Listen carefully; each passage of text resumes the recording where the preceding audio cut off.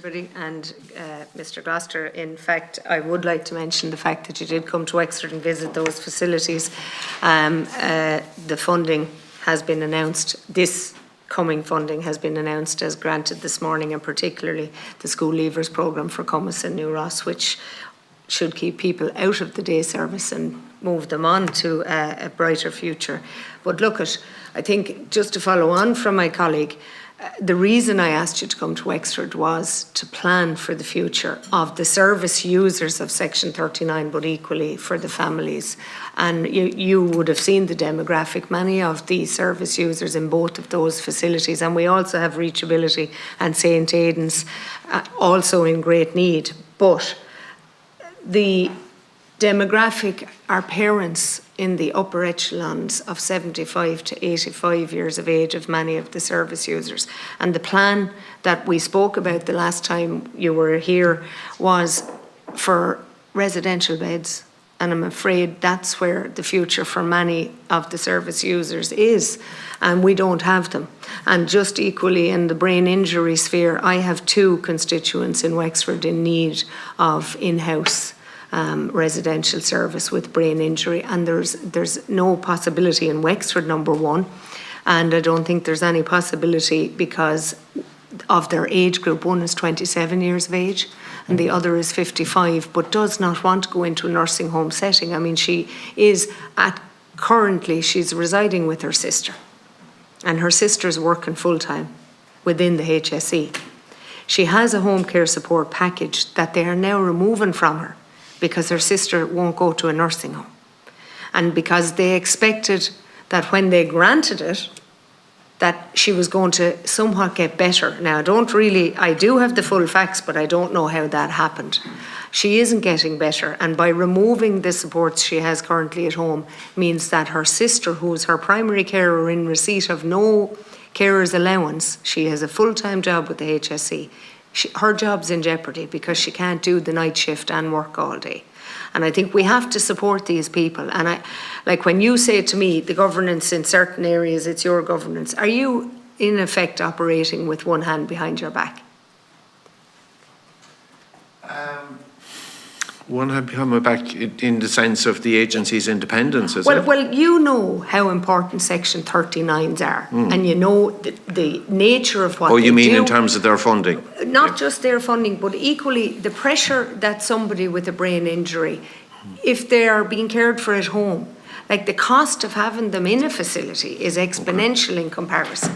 But the truth is that if we supported the individual to stay at home, it's half the price. Okay. But we're not getting that type of assistance. It's not forthcoming. Okay, so just two or 3 points. Firstly, just to say I wouldn't stand over, and David Walsh is here with me, I don't think I'd stand over any service area withdrawing a home care package because somebody wouldn't go to a nursing home. To be fair to the service area, I haven't heard from them.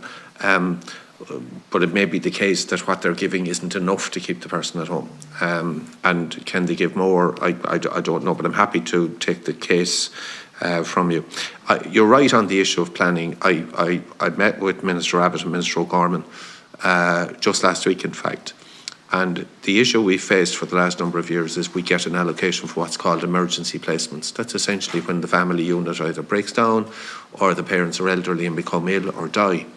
And it becomes an emergency placement, and we go and buy a placement either from a Section 39 or a private provider.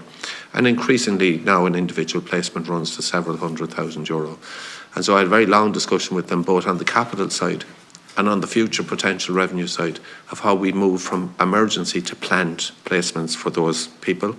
I've met a group of parents from Cork of adults with very severe to profound autism. And the only question those parents have asked me, and rightly so, is what happens when they die. And it's despite all of the good work and all of the placements we do fund, and I do want to recognise that, we've a long way to go to plan because the demographic tide is against us. And I am conscious of the clock, and I can come back in on it, but I appreciate that, and I think that's where I'm coming from. I mean, I live in the most concentrated area in the county with the most Section 39s. I understand the age group that we're talking about, and particularly the parents that we're talking about of those individual service users. But again, it comes back to, during the summer, we had a child, an 11-year-old, who was taken into care because the services weren't provided. I sat for 9 months in different meetings supporting the parent through dealing with the HSE, but ultimately the supports that were promised weren't given. And a fraction, it's now costing €37,000 a month to have that child in care, in residential care. To be honest, it probably need never have come to it had the supports been put in place. What I was really aghast by, the Section 12 order was issued with An Garda Síochána. The child was brought to the hospital. It spent 3 days in hospital, but under 24-hour supervision. The HSE were able to put in around-the-clock care for the child like that in an emergency situation. I don't want to be faced with emergency situations for anybody. And I think it opened my eyes from the point of view of how it should have worked and how it ended up. And we can save money. I am very concerned that at the moment the budget of the HSE is heading for 25 billion. Let's call a spade a spade. But there's another 25 billion to be spent if everything was done right. And I'm now looking at orthodontics, I'm looking at the dental treatment scheme. None of those things are operating. I have 364 people in Wexford waiting for the home care support scheme. Now, I'm not laying this at your door because I'll sit through the budget next Tuesday and it will be an announcement the fanfare will be unreal and everybody will think they're getting something. It's something for everybody in the audience until it comes to delivery. And Minister Rabbitte will announce, or whichever minister it'll be, Minister Donnelly, it'll be announced that there's millions going to be spent providing hours for the home care support scheme. That millions is never spent because if I have 364 people waiting on it who can't get it, what's the point in telling them they're eligible? And we're doing nothing to cure it. It keeps going, keeps going, keeps going. Those figures are there last year and they're there this year. On orthodontics, this is particularly cruel. This is cruel for children who are of an age. I'm just going to read you one such constituent of mine because this is just really important. Before I tell you, there are a serious number of children, 161, over 60 months waiting in Wexford alone. And one example, it's just an inexcusable delay. The constituent was deemed to need orthogontic treatment, which was going to be followed by approximately 24 months of orthodontic treatment.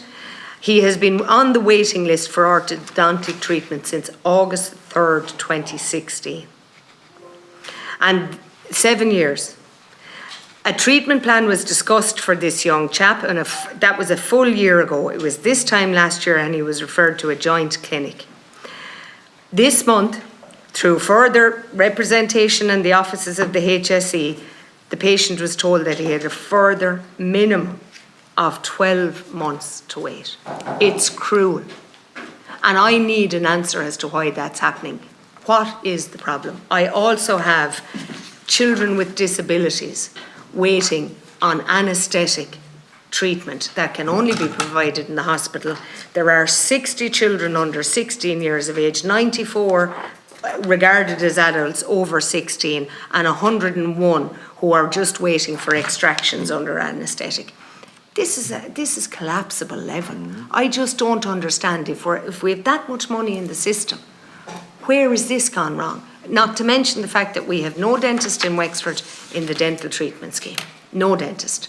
And that is a discussion which I particularly want somebody to take up and meet the IDA, because the fact that there is no engagement, it's never going to get any better, but there has to be engagement with the IDA and improve. What's the answer to this? So in terms of engagement, to be fair to the department and to everybody else, it's certainly not a one-sided argument. The available funding for the DTSS this year was increased by 20% from last year. Increased rates were offered.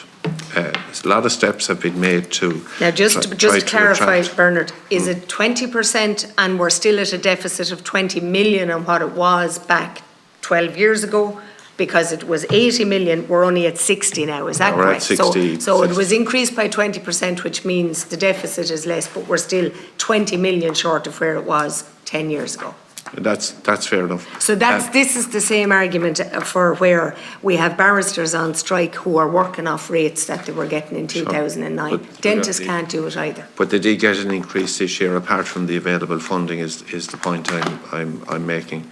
I don't think it seems to us it isn't just the money in terms of availability of dentists. Certainly on the orthodontic side, it's availability of orthodontists, and on the special needs dentistry, it's certainly not shortage of money. The amount of special needs dentists and access to theatre is a problem.